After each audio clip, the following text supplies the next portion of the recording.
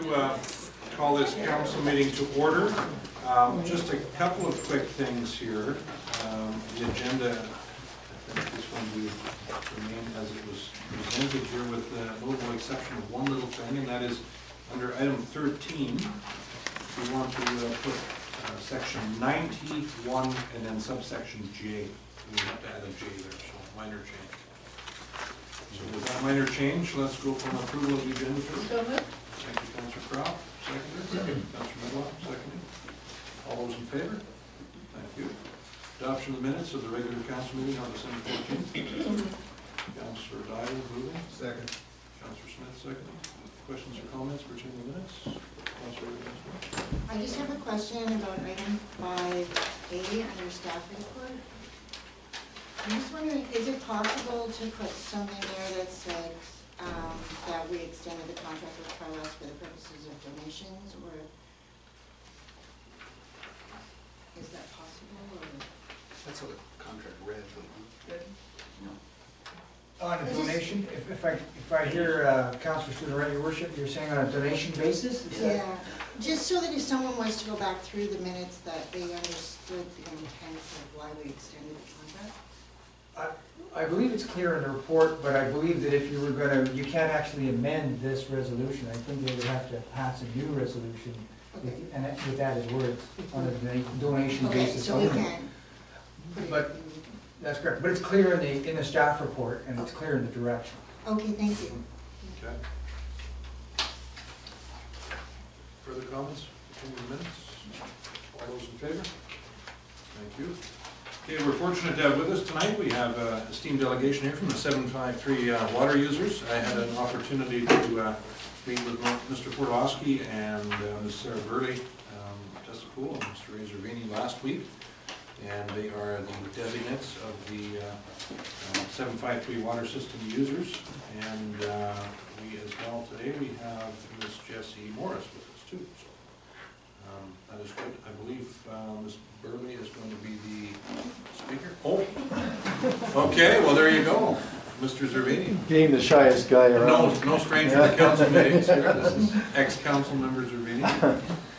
So, Your Worship and councillors, I'm here today to represent the 753 Ratepayers Committee for the 753 Waterworks. We were elected by the residents of 753 to represent them with the ongoing water dilemma or dispute, or whatever you want to call it. So just to give you a little bit of a history, 753 about a year ago raised the water fees from $13 to $30, so we had a substantial increase. And I think the residents fathomed that fairly well, understood what it was all about. Then we were notified that there's going to be an additional water increase as well as a levy that was going to be put on top of the water system. And that sort of got everybody's dander up and quite concerned. 753 has encountered quite a bit of water problems as far as delivery in the summer months and disruption in service and so on and so on. And so this issue has been going on now for quite a few years. So the residents has started talking and getting things going. So next thing happened, we started a petition. And that petition, basically Sarah Burley, myself, and the other two members of the committee got together and we started going around to the community and our subdivisions and the concerned members of the 753.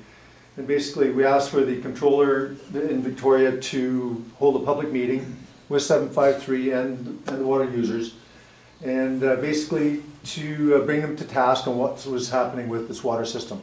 We wanted it to, be explained to us, what was going on with it, and basically, what was the game plan.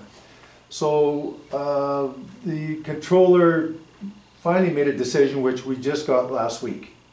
And in your information package, you should have the decision from the controller. We've given you financial statements from 753. Quite a bit of reading material that Sarah's put together, and she's worked very hard on getting all this information.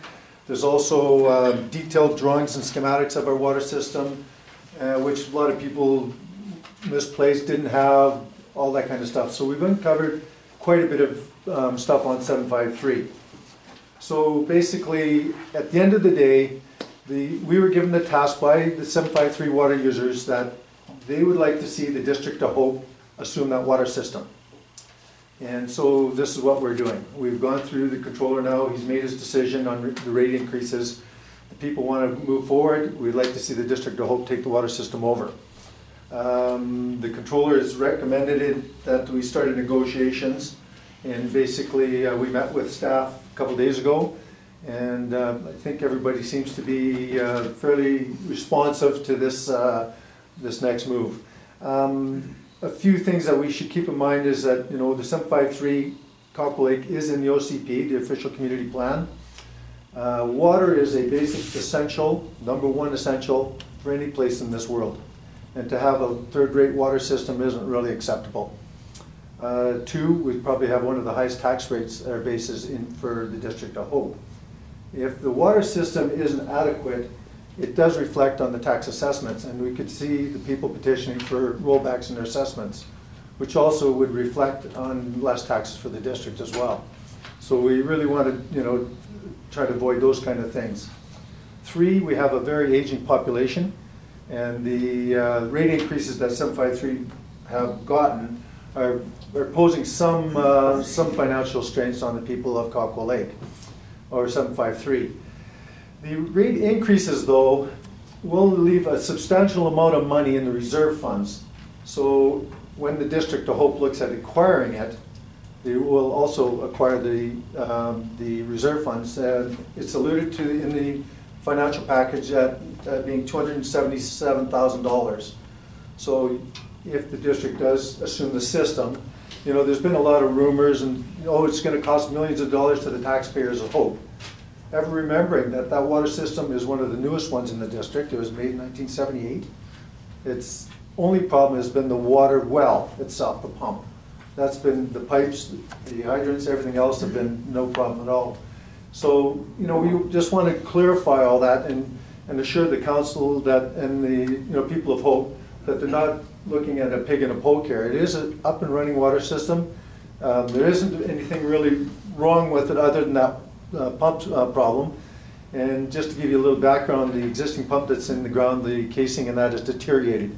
So they're in the process of, they put a new wellhead in, they've got all the casing in, and we've been told that by March of this year, we're supposed to see that pump up and running. They've got engineering reports and stuff that we've also included in your information packages. So there's a bunch of reading there, and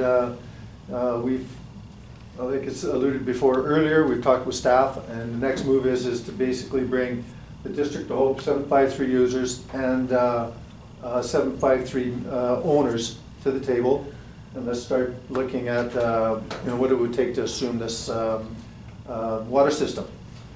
Staff has alluded to the fact that, you know, we have to do some studies, make sure what we're buying or what the district will be buying. Now there has been 3 reports done to date that I know of, and we could probably utilize some of them. A lot of them have been very not well done. You know, there's been anything from errors and adding mistakes and so forth. So, you know, we can see where the district's concern is about taking and acquiring the system. But anyways, the people of 753 are very adamant that we move this process forward. So we're here today to, you know, basically ask the town council, the worship and mayor and councilors to look at our request. And we're talking about 500 people that live in that area, so it's a substantial amount of people.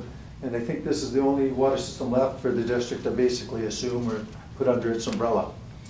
So anyways, I think I've probably covered everything there, more or less. So the decision will be yours, of course, for the next move, but I think you're not buying a car here with flat tires. This thing moves forward, and you know, like I say, I'd like to assure the council that the 753 residences would like to see this happen.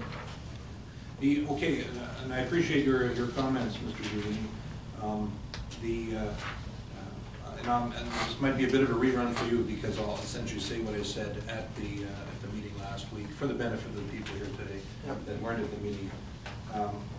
Obviously, the district is open-minded to looking at this. There's a constituency of, like you say, 500 people that are in a tough spot here, so we obviously have to be open-minded in helping resolve this. This is obviously a private system now, as you mentioned. If it is to be sold, it is at the discretion of the current, we can't expropriate it Oh, per se. yeah, So no, if absolutely. Mr. Murphy and his Yeah. partner, Yeah. if they decide that, you know, they want to keep running it, that's unfortunately not something we can change. Yeah. It looks like he's amenable to getting rid of it because it's a big headache for him, so Yeah. I don't think that part of it's going to be a huge problem. Focusing on your point about the up-to-date engineering study, no, obviously the district is not a business, but we should certainly operate in a business-like fashion. So I think I was reasonably clear last week as well, tying into what you said, is that we need an up-to-date engineering study. So if this was a business venture, what would we be buying? What would we be acquiring? What would be required to keep the system up and running at municipal standards, you know, in the long term? So what is, to me, very important is that once the system is acquired, if indeed that does happen, there's a high expectation from the public that that's something special per se, you know, that every household has a turn-off, a shut-off valve at its doorstep like the rest of the community. So, and my understanding is that is not the case with all of the 753 water system users now, so that there's an accurate inventory of what has to be done to upgrade it to an acceptable municipal standard. If I may, Your Worship, just further on that, I mean, some of the problems with 753 was their management of the system, and you know, we're 99% sure most homes, say for instance, have water shutoffs, but there again, a lot of the homes were never billed for water, a lot of homes never paid for water, and stuff like that too. So you know, there's a whole pile of things going on. And I mean, rest assured, everybody's receiving water. And furthermore to that, I mean, the District of Hope has been good enough about hooking up to our water system to supply us with water. And I think you've been hooked up now, well, just about a year, I would say is roughly in there. It's going to be just close to a year that the districts have been backing up our water system when the pumps have failed and so forth. The last 2 months, I think the District of Hope has been supplying us solely on water. Winter months, the usage is down quite a bit, of course, so it's been great for us. And so, I mean, there again, that just reinforces the fact that the system is good enough to hold, you know, take the water in and stuff like that. So. Yeah, and what I would respectfully suggest to council too is that we you know, obviously we can question the 753 user group tonight, but that we, at the end of the meeting here, at the end of the delegation, that we put a motion on the table that directs staff to investigate how quickly we can get a study, an engineering study that's up to date, using the background information that they already have. Some of it may be very useful, some may not. Oh, yeah. And then it's also council's understanding that the cost of the engineering study will be taken out of the 753 reserve fund, and that the comptroller's office has already authorized that kind of a strategy. Yeah. So that essentially at this point in the game, that study will be at no cost to the District of Hope. Absolutely. Yeah. We'll be involved in the process to make sure that the final product will be acceptable to the council and to the staff, but there'll be no out-of-pocket expense. That's correct. You know, so that's Mr. Fortoloczky. Your Worship, to that end, I've thought about a draft proposal or draft resolution, if I may propose, on your behalf. Okay. And you can amend obviously as you wish or disapprove it, but having had the meeting and the discussion with the group and yourself there, it is that staff investigate the feasibility of seeking a transfer agreement of the 753 Waterworks utility to the District of Hope, and that staff report back this feasibility and the steps required to move forward by the end of February 2016. Okay, Councillor Erickson, Councillor Crowe. So Ray, when you were talking, is it a pump problem or is it a well problem, or is it both? Both.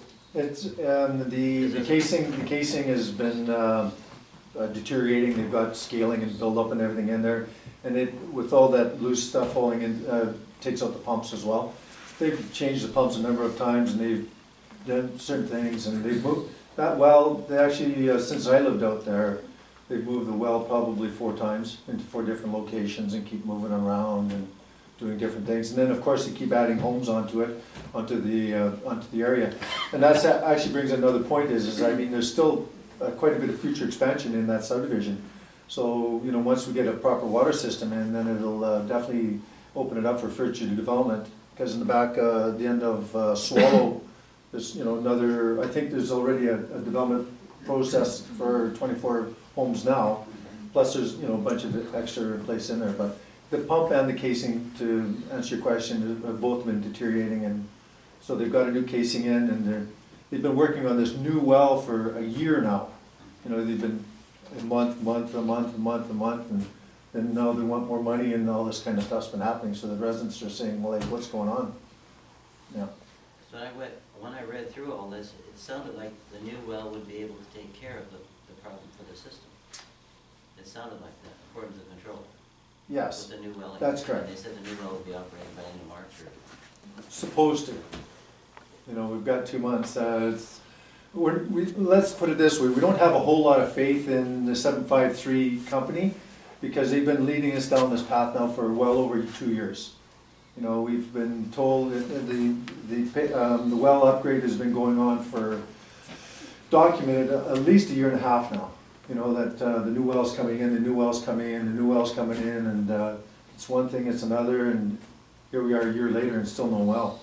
And you know, like, for the last 2 summers now, we haven't been able to water. People out there are really burnt up about that. You know, they've lost quite a bit of the properties and stuff like that, because can't water during the summer months at all. And, you know, and then we've had pressure bursts, you know, a whole pile of people's hot water tanks have been bursted and stuff, because they had a big pressure influx one time, and then we've been out of water for a couple of days here and there, and, you know, it's just a real haphazard. So, actually, when I was reading through this, it was kind of frustrating, because it sounded like it was just a well problem. If it's just a well problem, it doesn't take long to get a well up and running. It doesn't. It doesn't. No. No, so it must be other problems that are situated, Well, pulling it together. like I said earlier, it's the management of the company that seems to be the biggest problem. So maybe it's the management and not the well so much as Well, you know, basically, the well is because of the management of the company, but, you know, basically, like you say, they hadn't billed people lots of times, they never collected their monies, they did this, they did that. When we had our public meeting at the mezzanine at the arena, the people representing 753 didn't have answers to nothing. Like, they had to postpone the hearing in order for them to get to come back to answer all the questions that were asked of them. You know, they just are, they shouldn't be in the water business, basically. Thanks, Rob. Thank you. Councillor Crowe? Thanks. Thanks everybody for coming out on this cold night. Thank you, Sarah, for all your work. It's a pretty big report. It was a lot of reading. It made my eyes tired, but especially the small stuff. This is only a little bit of what Sarah's put together. This is like She's a- got both of them. One quarter. But anyhow, I don't know if I've met Mr. Murphy or Glenda Porter. I don't know if I do know them, but Mr. Muke I'm fairly well versed in. But I know that for myself personally, in talking with many of you over the last while, that it's an issue that does need to be dealt with, and I support our mayor's concept that we do need to have a couple of studies that are really giving us detail into costs and future costs. But in regards to all of that, even if this particular well lining and the pump was sufficient, it's not necessarily a long-term plan. No. Because of the fact that there's already been 4 wells, you know, this is number 4, so it's kind of, you know, if we're looking for long-term planning and if we're looking for the development that can happen up there, it's far more inviting to talk to happy neighbors that are saying, yeah, we've got the water hookup with the District of Hope now, and it's really great, and we're happy, and, you know. So I'm thinking in terms of costing that, yes, the reserve funds that the comptroller has definitely looked into and said that, yeah, these rates are coming and this is gonna happen, and your additional 500 plus a month for the next few months, and that's a big chunk for everybody. But I think the good thing about it all is that there will be a reserve fund, so that's enticing for the district as a whole to look at in terms of helping to pay some of those costs for the long range. The other thing being is that Mr. Thronas, I think, might be on our side as far as looking at finding other funding. It's an essential issue to have water that's clean. And I think some of the issues that you've been facing haven't even been just shortage of water, but the existing quality of the water has not been there either. And so those are all things that are definitely in our district, when we're promoting District of Hope and we're spending money on advertising, that we should be sure that those building blocks are in place. And so I'm certainly in favor of going forward on this. Thank you. Okay. And the other question which I would have too, which obviously there's no easy answer to, is there are people in the system that have not paid since day one. Yeah. So that's very disrespectful to those that have paid. So I would love to find a way to make sure that as part of the sign-off, they pay for their, and if they don't pay the full amount, it goes on their taxes. Yeah. There's gotta be a way to do it. Yeah. And because many people have been very diligent about paying their bills, and others have said, forget it, Yeah. not into it. Yeah. And they've been getting free water for 20 years. So Yeah. I'm personally, as the mayor, I would love to make sure that people that haven't paid their bill, that it's time to pay it up. No, absolutely. I mean, and that's just reinforces the fact that the mismanagement of the system reflects that. I mean, if somebody owed you money for something, I mean, you definitely want to make sure you get paid for it. I think, in all honesty, I think some of the people probably assumed that it was on their taxes, or it was a utility tax built into the taxes like we used to have way back when. Who knows? But I'm not going to make excuses for any, but I think it just reinforces the fact that it's not so much the water system that's the problem, it's the people running the system. So, and a lot of the pump problems could have probably been fixed up a long time ago if they were looked after properly and so forth. I think, like you say, the system is one of the newer ones in the district, and you're not, I think the system itself works, everything's in place. Like I said, it's one of our essentials that we need to have. Great. Yeah. Just, I know that our District of Hope is hooked up to that water system now too. John might not have this answer now, but if we can find out too, how much of a strain did it put on our system over the summer months? Because I know that was probably our heavy water use on the system that we're hooked to now. If we do look at taking this over eventually, are we getting into the system and having another well problem down the road when it becomes ours, if it becomes ours? And are we better off maybe keeping up, because our system can uphold what we're doing right now? Your worship, I can make comment now. Both our advice from utilities and the engineer provided by the controller recommend and agree that the new well has got to be put in, and then you can take the old well out of service, and that will allow for the serviceability and the redundancy of systems and for potential growth in that area. Thanks. However, I imagine that should be confirmed with an engineering study. Councilor Riddle? Thank you.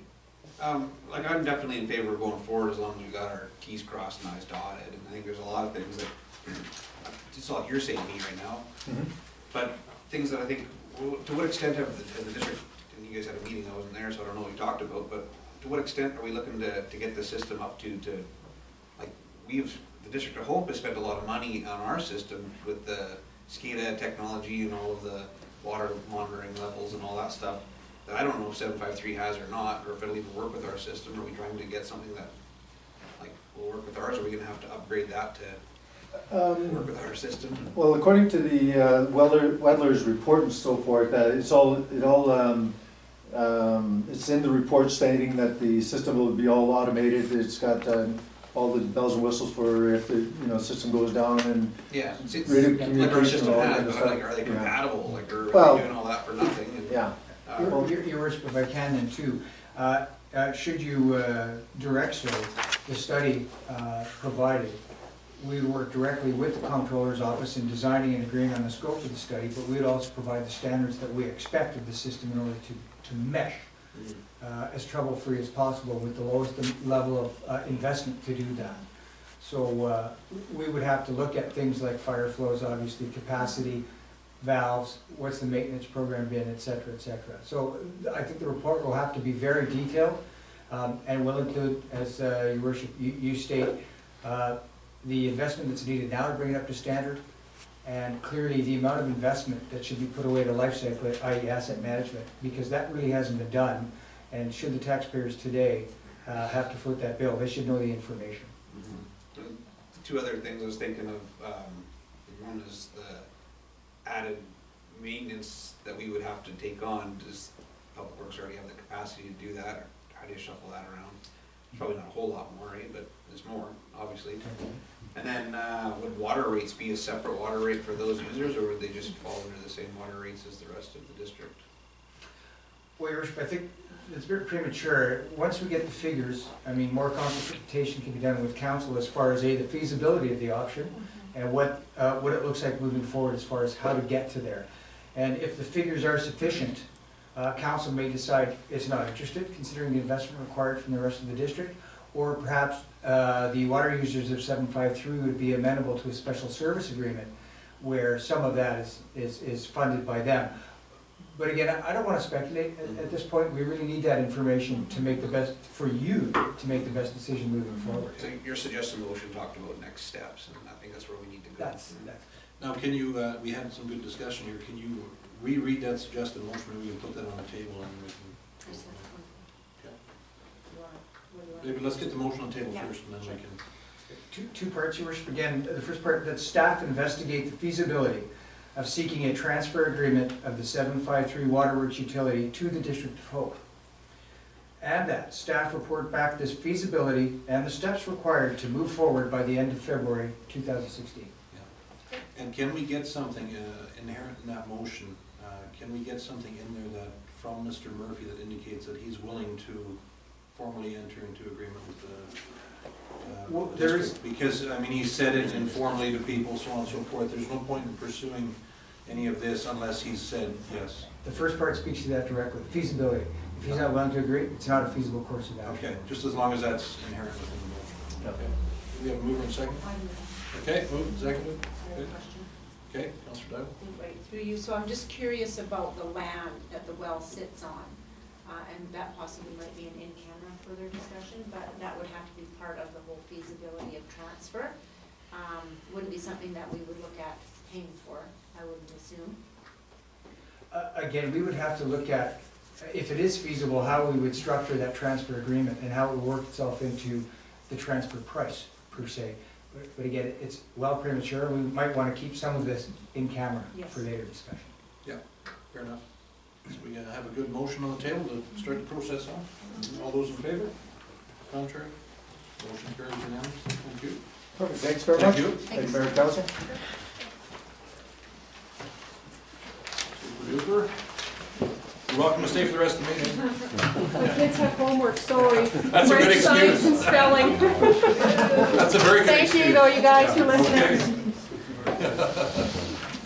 If you want to come and do their homework, I'm cool with that. Or prepare the rest of my report. Yeah, okay.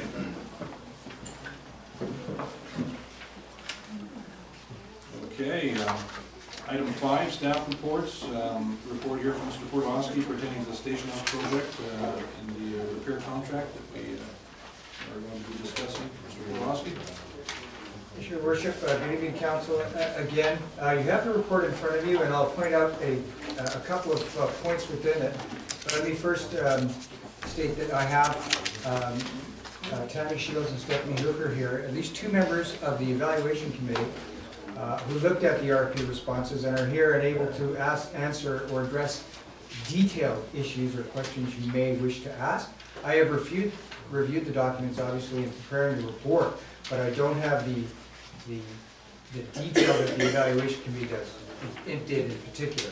So from a relevant history point of view, obviously council has directed that we proceed in establishing the station house as the district tourism center and the museum. And in fact, back in May, the budget was increased from $114,000 to $200,000 in the 2015 budget, which will roll over, to best ensure completion of the desired repairs and modifications. And there's an attachment that speaks to that. And again, Advantage Hope duly released an RFP as a result of this direction in November with a response date of 20 November, or rather in autumn with a response date of 20 November. I have also attached the RFP, and one of the attachments to the RFP was on your desk, which are the CYO, the drawings in particular for your attention that the respondents used in preparing their RFPs. In the project management process, which council agreed with, we did use Advantage Hope. and they had the project evaluation committee, and they did use our purchase policy guidelines, formed the evaluation criteria, and did use some time and expertise in rating the responses. For the public here, so they know, the committee was consisted of Rasmus Chevaux, Jim Dent, Glendon Kyle, Don Weens, Mark Miller, Kent McKinnon, Tammy Shields, and Stephanie Hooker. None of whom will be bidding on any part of the project as a sub or a contractor. There were 4 responses received to the RFP for the following upset prices. Barclay Fletcher, $169,130. Grant Construction, $246,300. Duba, and I hope I'm saying that right, it might be Duba's Construction Management, $306,610, and Rescom for $364,070. I have attached, and you can refer to this, the detailed evaluation criteria and how they were ranked.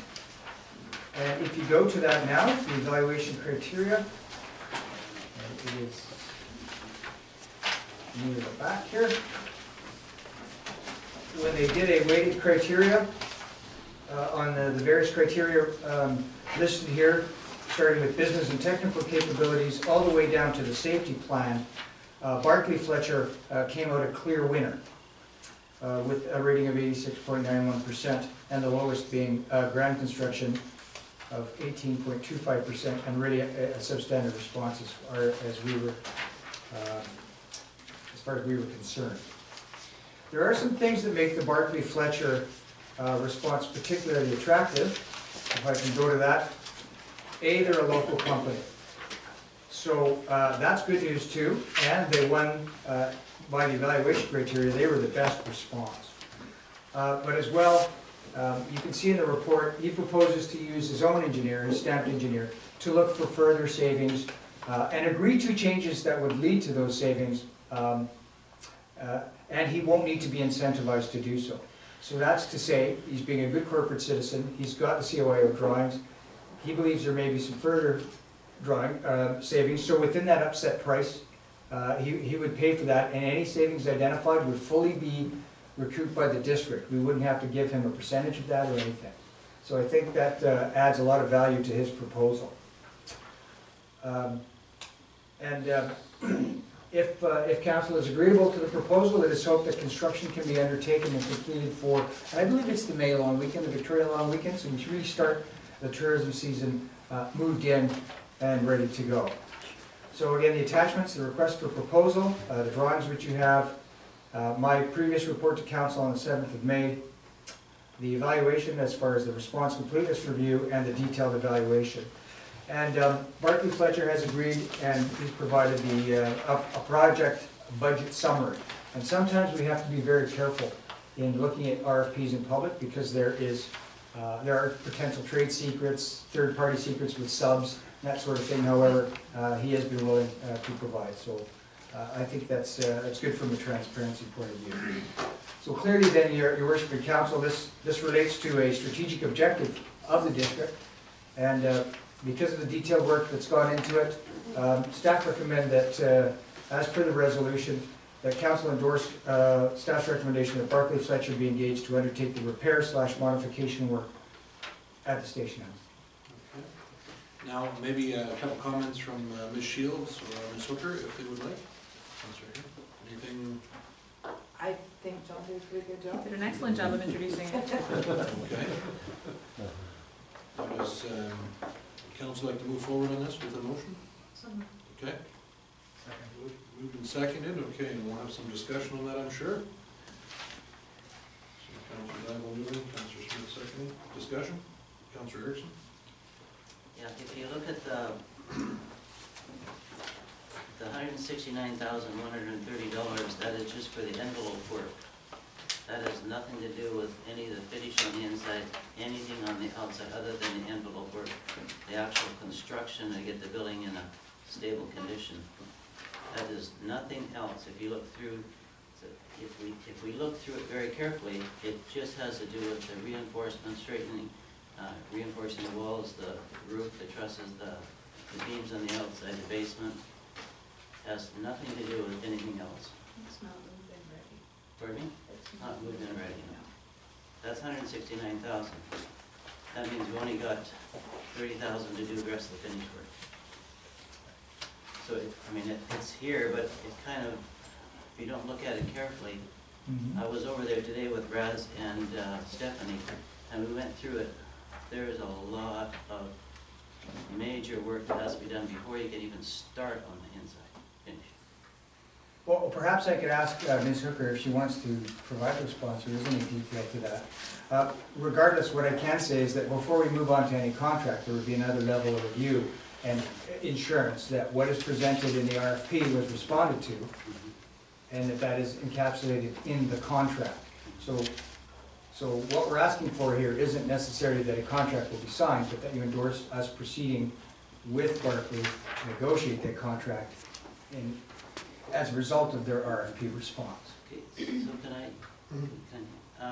regarding that, I've been thinking a lot about this, especially after I went and looked through. Have we even thought of maybe hiring 1 or 2 or 3 people? Carpenters, good quality carpenters, with the plans that we have. There's new engineering plans coming that would save us a lot of money, because we put 200,000 in, and that's not even gonna touch doing the finish work. And so I'm just, I'm a little bit worried that they're gonna be coming back to the town saying we need another 200,000 in this year's budget, or 150,000, which it has nothing to do with air conditioning or heating or anything like that upgrades. There is a lot of work. This is just the envelope. This is just to pull it together to keep it safe. And it has nothing to do with finish. And so I talked to Raz today for a good hour, maybe hour and a half. And we discussed possibly just hiring 1 or 2 people or 3 people. He said he would be really happy, and Jim Dent would be happy to do the supervising to get this done. He said we probably could get it done for a lot less. I'm just making another, just questioning, because I want this to go like anyone else, but 160,000 now, and we got another 200 or 300 to finish. Your Worship, you may recall in the earlier discussions, there were various levels of investment required to get it up to a minimum, sort of an optimal and really the top line as far as finish goes. So what this addresses is that middle line. It's not going to be perfect. It's going to be a safe and acceptable level, the soonest it can possibly be. And Council's already directed that we would use an overall project management with a general as far as a concept goes. Now, we are prepared, and we know this is the way ahead, so we are going to be utilizing volunteers, such as those you mentioned and others, to work on the project to push it past and get it to the optimum. So, in fact, that insurance was renewed today to ensure that volunteers could work on it. But this is strictly, to get it to that modicum of usability, safety, and functionality. Now, when we move forward, if Council so authorizes, again, from a contract point of view, we will have to revalidate in detail that the responses and the evaluation criteria are indeed the case, and they meet the intent of the RFP and the intent of the project before we'd ever sign off on any contract. And if there's an issue, like one that you potentially have identified, Councillor Erickson, we would seek to clarify, or indeed we would halt the process or bring it back to Council for some clarity of directions. Okay. So, sorry, I'm kind of taking a spot here, but when I looked through that today, I spent quite a bit of time, and then I've been there before. But if we go ahead and just do what we have in this, and if we don't do it right to start with, like, I'll just take an example. We're going to need air conditioning in that building someday. If we don't put the pipes in today, or the insulation in as we're doing the project, it's going to cost us 2 or 3 times more to do it down the road if we do it down the road, say a year or 2 or 3. I know this, I've experienced it, I've gone through it. You've got to set the stage right to start with, and like I think Stephanie and I were talking, or at least Raz and I were talking, if we don't put this stuff in as we're working, when things are apart, it's going to cost tremendous more, than a double or triple, maybe sometimes 4 times more, if we have to do it. Oh, we get this done, now we're going to move in, and we don't have it really finished. I just want council to understand that, because it's going to cost us a lot more money, and they're gonna be coming back to us. So if we understand it now and pass it, I'm happy, but we have to realize this is just the basic structure holding it together. There is nothing else. And if we go ahead, like you're thinking of putting big metal beams down, for example, putting metal beams down in the basement, well, you can put a frame wall in, and it's way cheaper. But down the road, if you need to open that up, now how are you gonna get the beams in? And the metal, and get the welding in and do it all right. So do it right to start with. I'm very happy to do it right to start with, but don't rush the thing because we're short of money. Don't rush to get it done, and then it's gonna cost us double or triple down the road. Your worship, it is always our intent to do it right the first time and save the district money, time, and effort, and I appreciate the comment. I will, if council so agrees to the resolution, clearly make a point of checking and rechecking with the evaluation committee and going through the documents again to make sure we haven't missed anything that's glaring, like potentially air conditioning. However, I believe it is, there's always the need to weigh, time to completion and how much caution will you put into it. Part of the responsibilities that I have as entrusted by you is to manage risk. So I will go through that exercise and identify any risk that I feel is significant, worth mentioning, clearly to council as we move forward, and if I need further direction, because I think there is significant risk, I would certainly seek that. But again, I need to work through with the committee and clearly with Barclay Fletcher as we go through in negotiating potentially the agreement. So as previously resolved by council, if you wish to have a functioning tourism center and museum achieved by May, we really have to get on with it.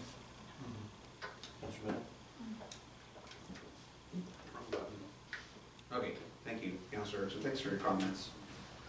There's a bit of speculation here that things will cost double, triple, quadruple amounts of money. We have no idea what they would cost. If there'd be any savings in doing more now, but it sounds like what you're suggesting is you need a budget increase now, but how do you even come up with that, right? But maybe what we need to hear, I guess, is what was the plan to get the building moving ready? Like, spending this money to get it building envelope in condition, was the intent then to take the additional money in the budget, the 30,000, to get the building to the move-in ready? And have we got any sort of estimations on, is that sufficient? I mean, air conditioning aside, I don't think there's air conditioning in the new building, or the old building outside of a window mount. But, yeah, and I mean, maybe just speak to the plan to comfort Yeah, thoughts. I can speak to that a little bit. The work that's being contemplated under the contract with Barclay Fletcher would be the structural work and some of the building envelope work. What we were hoping to get done before move-in happens is all of the structural work, the building envelope work, and at least a new floor. If that was sort of the baseline, that was kind of the minimum level that we thought the building could be at for us to move in and operate there. So there is a little bit of money left after the Barclay Fletcher contract, and because of Barclay's attitude towards it, we're hoping that we can get further into the rest of the envelope work under this maximum upset price that we've got established with him already. What hasn't been factored in is that we were successful in getting a $25,000 grant in 2015 from the Southern Interior Development Initiative Trust, which is additive to what the district has put. And so we've decided to set that $25,000 aside to cover the cost of a floor. So we figure that we can budget within that, give or take, to cover the cost of the floor. And the Advantage Hope Board in 2015, maybe even 2014 at this point, resolved to commit the Economic Development Fund, which has been Advantage Hope's reserve fund, to this project, up to $40,000 from there. So from those multiple sources, we still feel we can get to that minimal level. Councillor Erickson is absolutely correct, though, in saying that it is, it's not a fancy building at that point. It's basically the building that we have now, prettied up a little bit, structurally safe. I think one of the assurances that council can take is if you think back to when we started down this path, we did do a lot of investigation in that building. And it's true that there isn't air conditioning there today, but the electrical has been checked out, the plumbing has been checked out. So you kind of don't have some of those other building system things, like those have been checked off the list already. So outside of stuff like an air conditioning unit or sprinklers, those are the only two kind of building system things that are left. But where I still feel that after the investment, you're at a baseline level that's well ahead of where we're at today for a baseline level, in terms of having a building that's maybe not beautiful, but that's functional, and that's well located and owned by the district and so on and so forth. So from there on, I would see it as kind of the regular program that we're in right now of, as improvements are needed, yeah, for sure, this is where we're gonna come, or Advantage Hope or whoever the successors in this will come. But I don't think from the outset, other than if we were successful in the grant funding that we were seeking, we saw this project going under district dollars to that level. Thank you. Councillor Brown? Thank you. I have a few questions. So thanks for bearing with me, people. So my first question, I'm deviating slightly because it is part of this whole overall deal, but what is the purpose of the traffic study? Can someone tell me? Why do we need it? Like, what is it for? What will it show us? The traffic impact assessment study that was completed was done because it was identified by stakeholders as an important component of the project, and it was needed to confirm that the change in use of that property and that the traffic that would flow to that property would not have a negative impact on traffic flows in the area. And so that's what the point of the traffic study was to ensure that it wouldn't interfere with traffic through that intersection or road. Yeah, and it was mandated by the Ministry of Transportation, because they wanted to make sure that the change in use wouldn't stack up the intersection at the light there. Mm-hmm. So it was their requirement. So is the Omega or is the traffic study all completed now? Done. Yeah, it was part of the risk assessment. And how much did that cost us? Oh, I think it was 9? No. No. Like $4,500. Oh yeah, you're right. That one was the lower one. Sorry, it was about $4,500. Yeah. Oh, okay, so that's good. So that's the basic step. We had to do the risk assessment and the traffic. Yeah, it was all the risk assessment of the building and then the traffic impact from Ministry of Transportation. Sorry, Tanya. Yeah, so the traffic study was part of the whole raft of reports that were done as the risk assessment project. Okay, so so now we're up to the building, but we haven't really decided that we're doing anything outside. We're just focusing on the building. So there's been no cost allocation or plan with cost for the exterior of the building, right? We're just focusing on the building, is that correct? That's where the focus has been, yeah. Okay. There has been some offers of volunteer labor, equipment, and material to do roadworks there.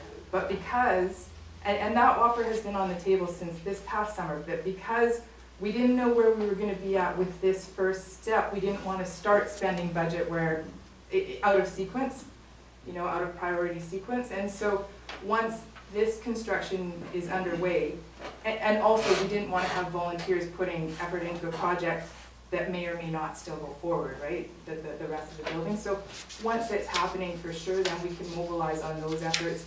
Raz has done a great job of lining up both material and equipment and labor that's interested in working on site development and improvements. Okay. So we're very fortunate that that's an item that we haven't had to focus heavily on. Okay. So one comment that I like to make is, like, I think we noted that when we did the park, the skateboard park and all of that stuff there, I think when we had it phased out that we were doing A, B, C, and D, and whatever you want to call it, whatever you want to call it, you had a word for it, sorry John, through you, Mr. Mayor. you called it, Of the stages of the project, the Yeah. project stages. yeah, you called them not compliance or Appliances. appliances, thank you. Oh, That's the what you features called themselves are Yeah, technically appliances. appliances. So that kind of helped to focus everybody on where they were kind of going, and I kind of liked that, because I knew that once A was done, we could focus on B, but we actually had something for our money. We could say, look what we did, look what we did, look what we did, and the taxpayers are happy, and I'm certainly happy because I'm a taxpayer. So that was really good, and the reason I brought that up is because I kind of like to see more of that kind of deal, I guess, when we're going forward here, because this is only the very beginning of these plans that are coming forward. And with the things that you've done in terms of getting the grant funding and that, those are all big steps that have helped to move the project forward, but they're not really being recognized because you're just coming forward and saying, hey, we want to do this, but it's costing more than we need, and we hear we need more money, right? And so I kind of love the whole, well, this is what we've done, and like you just mentioned, but you had to be prompted to mention it, because then you think, oh yeah, I should maybe tell them that there's a little 25 grand sitting there for more of this, but which is really good to hear. So those comments. The other thing, when I was reading this, I also realized that it was an envelope, and then when I heard Mr. Fortoloczky saying, oh yeah, but we want to get this done by May, and we're going to have this kind of move-in ready kind of deal, it's not move-in ready. And I don't want people to think it will be, because it's not, unless there's some really big changes in terms of what the overall plan will look like. Because currently the $169,000, if it is passed tonight to go to a contractor to do it, is not inclusive with the interior, just the recladding and really bringing it back to where it was. Yes, so. Yeah, go ahead, Shields. The interior, there isn't a lot that is planned for the interior because of budget. So for the interior, other than putting a new floor throughout the building and doing maybe some modification with taking out the staircase or some things that can fit within sort of the realm of structural stuff in this first contract, there isn't a vision to redo the whole interior of the building or anything like that. So the timing for this contract, if it was to happen the way that we've envisioned with the contractor, he would be done his work by the middle of April, which if we planned ahead of time for the floor, hopefully we could get done in the intervening month before the May long weekend, which is where we kind of come up with the May target date. That doesn't mean that it's going to be like, wow, you walk in and everything is perfect. It's going to be over the course of the summer that will happen, but that it would let us be up and operating and officially welcoming visitors there. And if it's a bit of a, chaos while we're getting cases brought in and displays set up and things like that, we think that that's positive activity on that site, and that the travelers will have some patience with that. So then I just go back to the traffic study, just bear with me here. So go back to the traffic study. So for May, the current driveway and all of those things and the current parking, the way it's situated, do you envision that to be suitable? That was the conclusion of the traffic study, is that what's there is sufficient. It is our plan and our hope to see more happen there, improvements and stuff like that, but that is that was the reason to do the traffic impact assessment, and that was the conclusion, was that what was there was adequate, but Okay, by then. their standard. All right, thank you. Yeah, just a couple quick things here.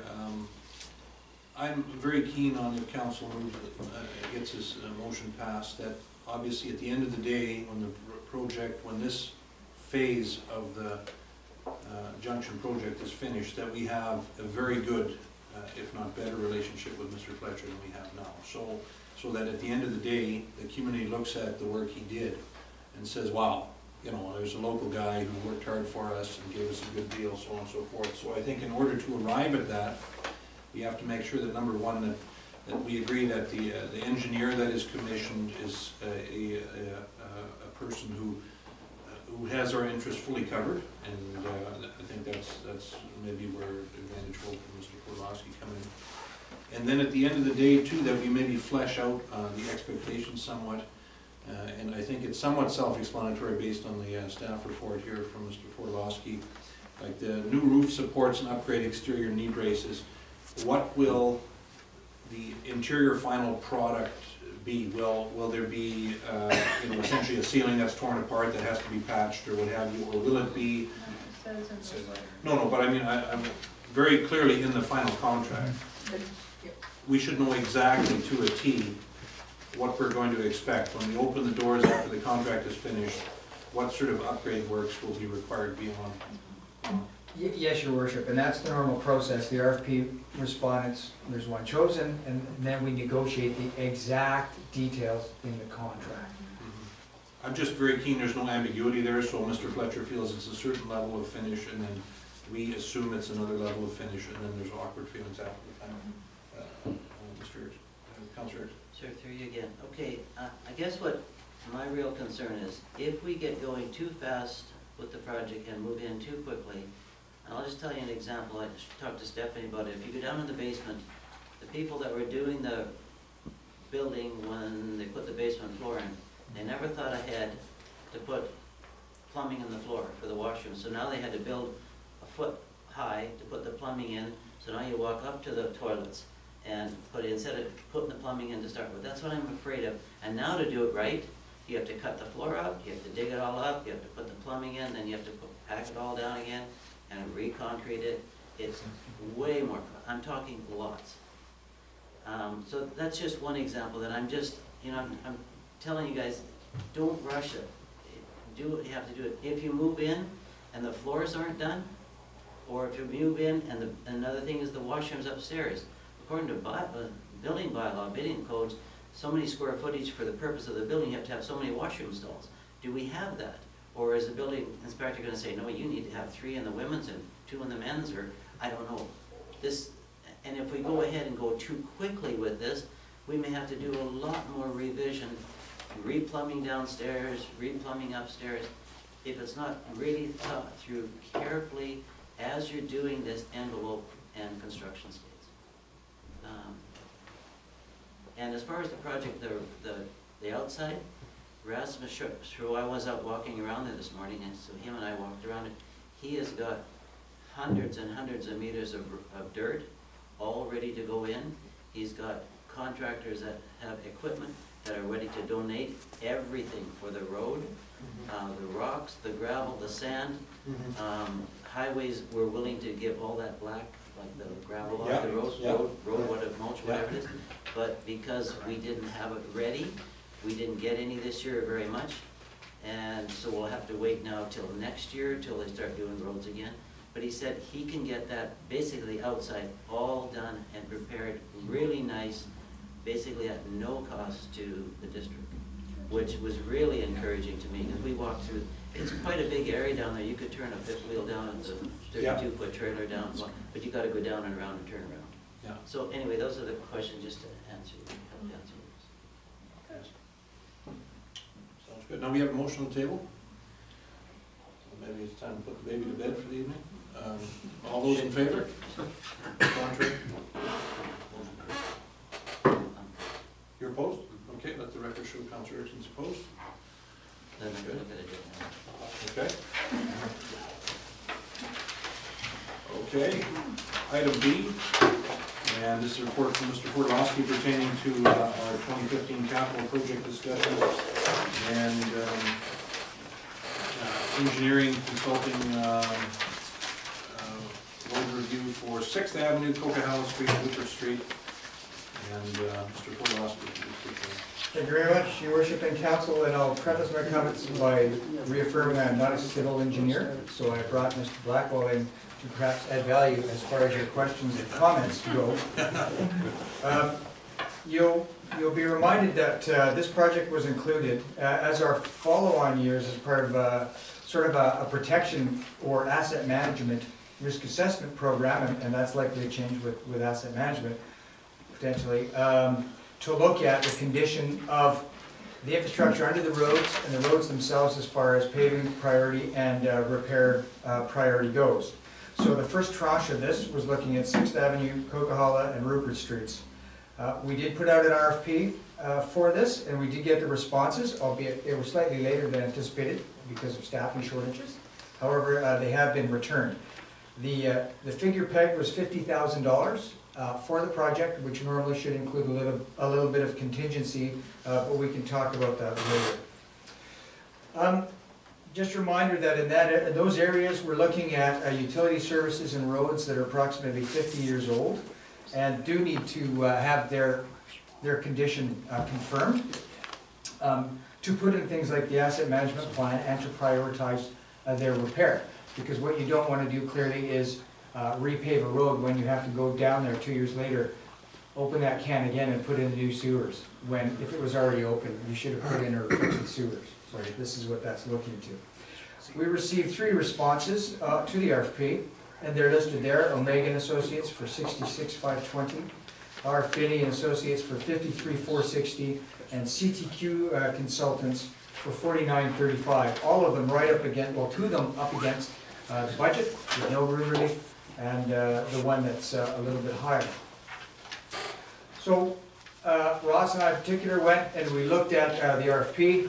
We did a detailed analysis, and you can see we have a chart here that identifies criteria as far as a yes, no. It's not a criteria, it's a fairly simple set of criteria according to the RFP, because it's a simple task as far as looking at it and judging the condition and reporting on it. And they're listed here in order: CTQ Consultants, RF Binney, and Omega & Associates. You can see from the table, using red and green as a traffic indicator, so to speak, or a dashboard, that we review the Omega & Associates bid as the best bid, and potentially the best value for money bid as well. Unfortunately, they are again the highest price bid at $66,520. And I'd like to point you in a couple of directions in particular here.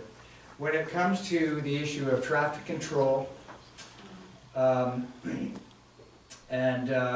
conducting traffic control in relation to the roads testing and the other testing, when it comes to conducting the excavation themselves for water main testing, and then also for sanitary sewer, you look at items like flushing the lines, inspecting laterals, and reviewing manholes.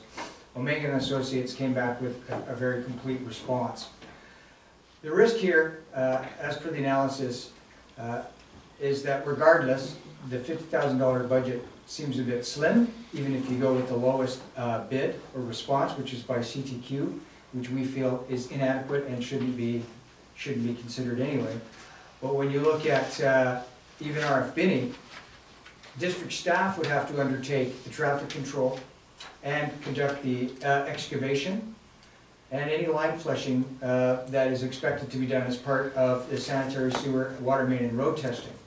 Of course, Omega & Associates did add the inspecting the laterals, which can be very important, and reviewing the manholes themselves, which aren't included, but that can be very good value-added data to input into a assessment management plan, and certainly into an infrastructure priority list. So what staff is proposing, and we've costed out the operations staff undertaking things like traffic control and excavation, for example, not to say any other things that might be involved that are unforeseen, but which, if Omega & Associates was chosen, would be responsible for. So our research indicates that considering the work staff would have to do, Omega & Associates already provides that in their response. And that seems to be good value for money from our perspective, because they then would be responsible for the performance, the quality, and the risk. And we would not have to retask our staff off current priorities or developing priorities, for example, like a water main break or something like that, that could affect the timeline of the project. Because if we had to remove all the excavation resources off of testing, for example, for water main breaks, well, we would be responsible for the extra cost incurred while the testing went on anyway. So if the contractor is responsible for it, it's signed, sealed, and delivered.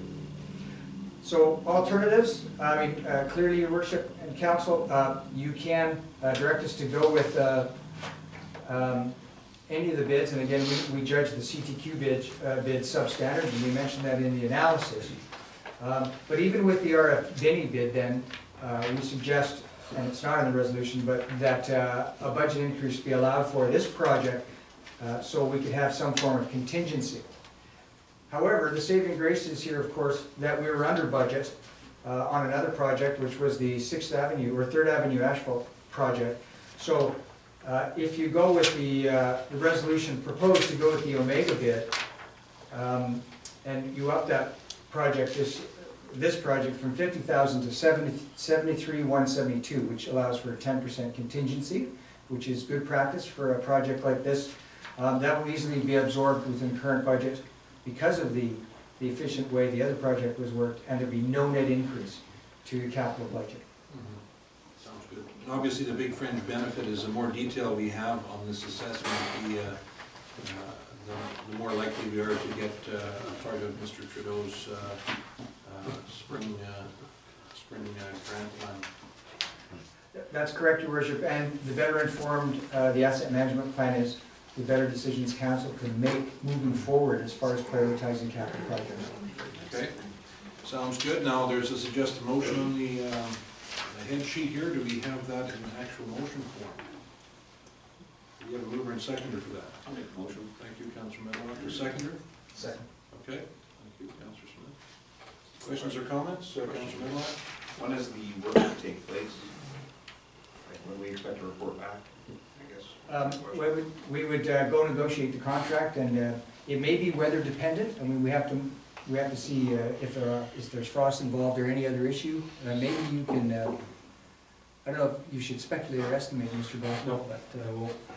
Ideally, that was easy. And it is the purpose clearly that as soon as possible we would inform the infrastructure priority and the asset management plan. So if it can get done before the budget is approved, perhaps there's room to take this information Sort of and translate it into action. Yeah. It's knowledge for budget time. Okay. Councilor Erickson? So why do we have to do this? Have we had a water main break or a sewer break on those lines in the last year or 2 or 3? I drove down that road, those roads today, and I didn't see any new excavation over the last year. Like was discussed, we want to make sure that we're actually going to spend the best money that we can for the asphalt or the top layer, if that's what we're going to do, without having to replace all the stuff underneath. So in the proposal, we're gonna dig down and we'll expose the water main and sewer. They'll check that pipe to see what conditions it is underneath the ground. Sometimes you can have like an acidic soil. It may be deteriorating the pipe more than what you'd expect, or the life expectancy of each pipe. Some people say the cast iron pipe may only last 60 years. Some people say it may last 130 years. But if we actually go down, dig it up, expose it, cut a chunk out, it's going to be tested, then we'll know for sure, and they can say, yes, your pipe should last another 20 years, then yes, it makes sense to pave over top. So we want to make sure that everything right from each level is correct. And so did you do that? Did you do that with the road out here on 3rd Avenue? We made sure, Councillor, that there was no infrastructure that was in use underneath the road here, and that's why we chose that. There's no infrastructure in use under that road? No water mains, nothing? No. Your Worship, it's also important worth noting that from a road point of view, we realize the condition of those 3 roads in particular will need repaving. So again, just before we invest those dollars repaving them, we want to make sure we don't waste them in the short to mid-term. Well, to finish up, Coquihalla Street, for example, was just done in the last, 15 years or something. They repaved that, curved it, well, not that long ago, maybe 15 years ago, Coquihalla Street. So that was really recently done. And why to do check the water and sewer mains underneath it? I think this is a waste of money. Because if you pave on top, paving's not that expensive. You're gonna have to start digging down and putting water lines in. But paving is one thing, but putting new water lines and sewer lines in is a whole nother. expense. Things have changed over the last 10 or 15 years. Paving is very, very expensive. And to just pave over top, when you don't know the infrastructure, how it is underneath, it just doesn't make sense. So that's why we wanna have a proposal, make sure that everything's good underneath, and then move ahead.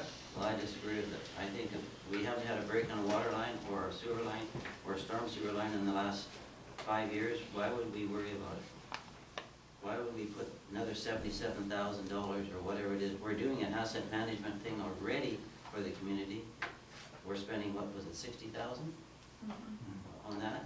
Now we're gonna spend another 77 on just this street? I don't. Well, you know, speaking in favor of the motion, I think this is a necessary due diligence part of infrastructure maintenance.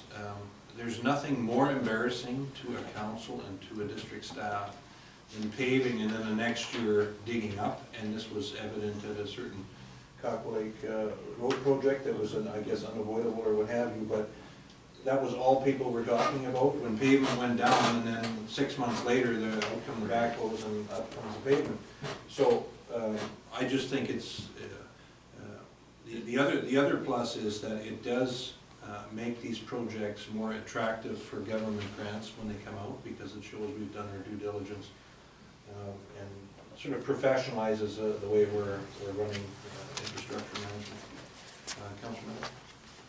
Yeah, I speak in favor of the motion as well. I think we've been talking about this for close to a year, so we all sort of should know what's been going on there. It speaks to the same topic you're talking about at the station house, that we should be doing some work to make sure that things are done correctly. This is what we're doing investigation. The information that we're gonna gather from this report will help us with our asset management, product, or asset life cycle, all that. And it just makes sense, because paving is very expensive, so if we spend the money, the very expensive dollars to pave, and 5 years down the road, we do have to dig it up, I don't care what it, how it makes council look like, I don't wanna spend the money twice. Look how council got, lots of complaints over road paving, or road line painting. That was only a couple $1,000s, not a couple $100,000 or several $100,000, so I think this is money well spent. It's a lot of money, but it is money well spent, so I'm speaking in favor of it. Okay. Councilor Smith? Just on the, because there's, on the report there too, they're gonna take sections for all 3 of those streets then? For the Coquihalla, 6, and Rupert? Yeah, they're gonna take 2 samples from each one. Okay. Okay. Motion is on the table. Okay. So, we're gonna go through and we're gonna put a camera down through the pipes, is that what you're doing? The sewer pipes and the storm sewer pipes? Is that what it says? Yeah, some of the work was done already, and that was excluded from the contract. But yes, and then the water main itself will be actually cut and tested. So, I asked a question earlier, have we had a water main or a sewer lane break in those areas over the last 5 years? We've had, 6th Avenue's had a couple breaks right at Coquihalla. We've had the asphalt's completely fallen apart on Coquihalla Street, so we want to make sure, like I said, we really want to make sure we're spending the money before we start having to replace everything underneath. So if we have all this study, they're going to say, yes, you probably have 80 more years, so we'll know we'll be able to pave 3 times. And we'll have that information in the library, so to speak. Have we had a study done on this road before, in the last 5 or 10 years? Not to my knowledge. John? We haven't ever had a study on the road? That we have records for. Okay. Thank you. Question on the motion? All those in favor? Okay. And Councilor Erickson has something you're opposed to? Okay. Thank you. Okay. Mayor and council reports. We still got a fair bit to go through, so what I'm going to do is flesh mine out a little bit more at the next meeting. What I will be doing at the next meeting is do a summary of the last year. And I know council and staff has had a very busy year, which is a good thing. And what I would like to do as well, I will put together a little look forward for council, and I will next week send a draft to all of council, and then see if I missed a point that was important to council. And then at the next council meeting, then I can sort of do the pseudo inaugural look forward. But it's not just about what I would like to see happen. It's obviously the collective council, what we like to see happen, so I'll make sure that that is done to the next meeting together. And I have to say I've enjoyed working with council and staff the last year. We've been in here for over a year already, year and a month and a bit. And I think we've had a pretty productive time together. And I've been very impressed with all of you as far as working as a team and working honestly and working hard. And, it's been a very enjoyable experience for the most part. I would say 95% enjoyable.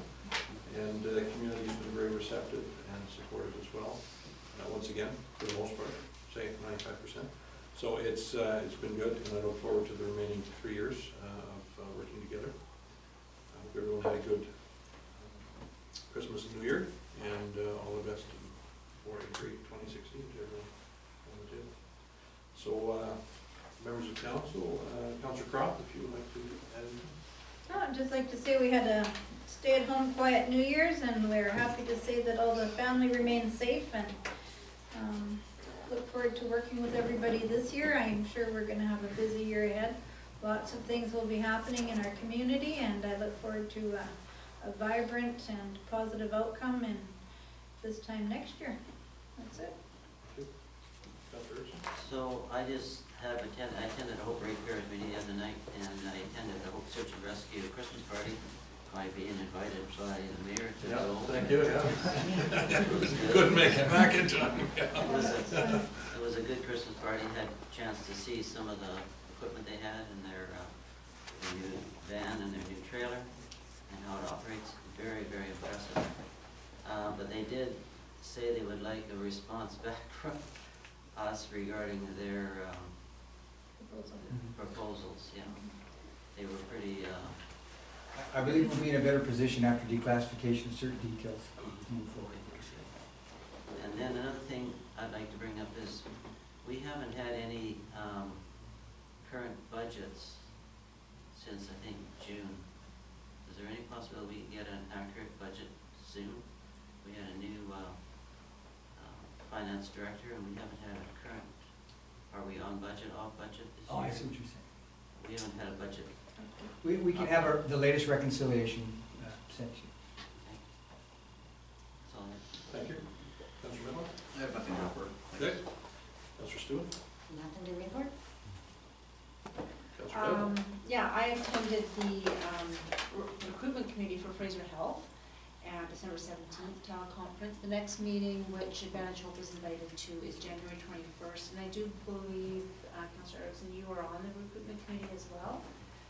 So if you're able to attend January 21st at the hospital, 8:30, I think it's room 120, but I can forward you those details. We're just working in partnership with Fraser Health's recruitment committee on recruiting doctors and paraprofessionals to the community through their marketing strategies. So bringing Advantage Hope into that as well to promote the community and work alongside of them. So I will get the details to you for that. Councillor Smith? Easy. Brigade Days meeting tomorrow at 7 p.m. Other than that, there's one thing that the Brigade Days is looking forward to doing. It'll be probably decided tomorrow night about an enduro cross at the event, which brings 100+ riders from all over BC and Alberta for rides. So one-day event. So it's a big thing that we might possibly be adding to it. And other than that, Happy New Year. Thank you. Very good. Couple of, one quick thing here, and this is pertaining to the council appointments and committee list. And a couple of council members before the meeting made a point here that we should maybe knock the Advantage Hope appointment list to the council liaisons, just to be procedurally correct, because we're not voting members on there anymore. It is a liaison position. Yeah, so we can just throw that down there, and then as well, as council's well aware, I have a double booking on the majority of Advantage Hope meeting nights. Technically, we only need one council member there, because I know your attendance record is excellent, so I just, 90% of the time I can't make it, so Councillor Daible, if you could fill in if Councillor Medlock can't make it. I don't necessarily think we need two people sitting there, you know, it might be duplication of expertise here, but at least then we have guaranteed one person. So if we could proceed with that change, or maybe just approve that change. So we take the Advantage Hope appointment, throw it down to council liaisons, and have Councillor Daible in my place. And if the stars are aligned properly and I can actually make an Advantage Hope meeting, I'd be more than happy to do that. But it's just, you know, with the, We should have a motion to that. yeah, exactly. So moved. Okay, thank you, Councillor Daible. And a seconder? Okay, Councillor. All those in favor? Motion carries, thank you very much. Permits and bylaws tonight. We received correspondence, and we have some other pertinent business. Motion to receive correspondence. So moved. Okay, moved and seconded. Stereophonic sound. Councillor Kraft, Councillor Daible. Moved and seconded. All those in favor? Okay, now we have a couple of things which we are pleased to bring forward, and the first one, I would like to get, I guess, offer thank you to Mr. Fortoloczky for actually setting this up, this particular agreement. And actually, if you would like to explain it, since there are obviously going to be interesting questions about it. So, Mr. Fortoloczky. Your worship, thank you. With a question mark? No, it was a sincere thank you. It's a good deal for the district, so. So this agreement undertakes to allow for the transfer of ownership of the Station House property to the District of Hope. And it does so without the requirement for cash. So it is an amenities agreement that it does exchange value for value, whereby to get value for the provincial folks, the Ministry of Transport will transfer to the district at no cost the Station House property in return for the normal, transparent, and objective process undertaken as far as rezoning to rezone another one of their properties that's owned in Hope. So if that rezoning, again, undertaken,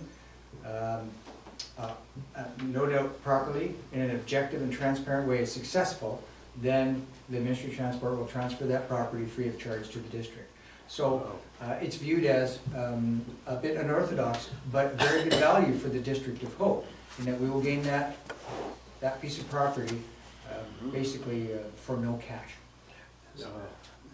Yeah, and I think for members of the public that are here excited about that or questioning the agreement, we made sure that it followed all legal guidelines, got a legal opinion on how it's set out, and it's all done very appropriately. I know the public has been very interested in making sure that we have long-term use or ownership of that property, because obviously there's no point in investing significant money into a facility which we don't have long-term control over. So this is a good way to ensure that arrangement at a very essentially affordable deal for the taxpayers. Your worship, that's correct, if the rezoning process is successful. Correct. Yeah. Yeah. And so that is good. So I'd like to invite a motion to declassify. So moved. Thank you. Moved and seconded. Councillor Kraft, Councillor Medlock. All those in favor? Contrary. Motion carries. And then the second one is also a declassification motion, and that is that there are a number of right-of-ways in the community, existing right-of-ways for pipeline use, where Trans Mountain has approached us as a sort of a preemptive strike, as it were, to see if they can get all the arrangements in place should a pipeline be authorized to be constructed. Now, this is not by us entering into this agreement. This is not an endorsement of the pipeline project, but this is also a recognition that we do not have the authority to stop it because it will happen either way. So the idea behind it is that if we enter into discussions early and get agreements in place, it's on existing right-of-way corridors, and is obviously extra value to the taxpayers to the tune of, what was the exact amount? I don't have it in front of me.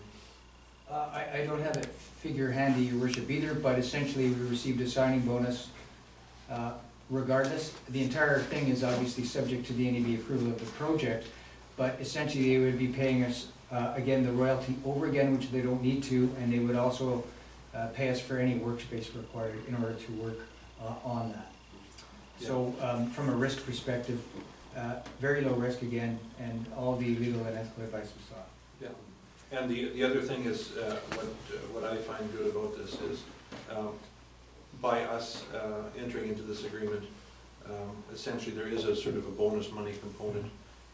And it's funny, some communities have decided not to sign off on this, but what they don't realize, it actually makes it easier for the company to develop the pipelines because it's at lower expense to the Trans Mountain later on, because they don't have to pay the bonus. So your worship, to summarize then, it does cost, it could potentially cost them more, because they're paying double for the right of way Yeah. if the project is approved. Right. Yeah, it's more costly to them now than if we don't sign. Yeah. Okay, so there is a motion suggested on the table? Okay, moved, seconded, Councillor Nyble, Councillor Erickson. All those in favor? Contrary? Motion carries, thank you. Question period? Through to the friendly faces in the audience. Anyone? Okay, the next council meeting will be January 25th. Probably seeing you all there. And then we'll take a quick breather, and we have a couple of in-camera items to do.